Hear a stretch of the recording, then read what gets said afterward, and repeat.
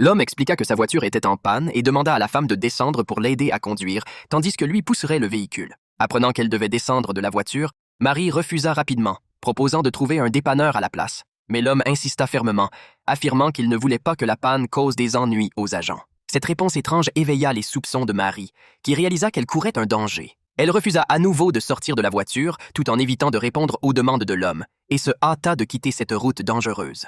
Le soir, alors qu'elle faisait une pause sur le bord de la route, la voiture noire réapparut. Marie était terrifiée. Se pourrait-il que l'homme vienne se venger? Elle accéléra, cherchant à quitter cet endroit au plus vite, ne se souciant même plus des appels de l'homme derrière elle. Mais à peine quelques mètres plus loin, elle se retrouva bloquée par une voiture blanche à un carrefour. L'homme arriva alors, la suivant de près. Peu importe ce qu'il disait, Marie ne se sentait plus en sécurité et n'osait plus lui faire confiance. Elle appuya sur l'accélérateur pour fuir. Marie, inquiète, roulait seule dans la nuit, tout en appelant à l'aide. Mais la réception de son téléphone était très mauvaise. Alors qu'elle répétait son appel, une voiture apparut derrière elle, et sa vitesse augmenta de plus en plus. Heureusement, ce n'était pas le véhicule familier. Marie laissa échapper un soupir de soulagement, pensant que tout cela n'était qu'une illusion. Mais juste après avoir abandonné son idée de demander de l'aide, la voiture perdit le contrôle et se retrouva dans un fossé. Marie sortit rapidement de son véhicule, alluma une lampe de poche et examina les pneus.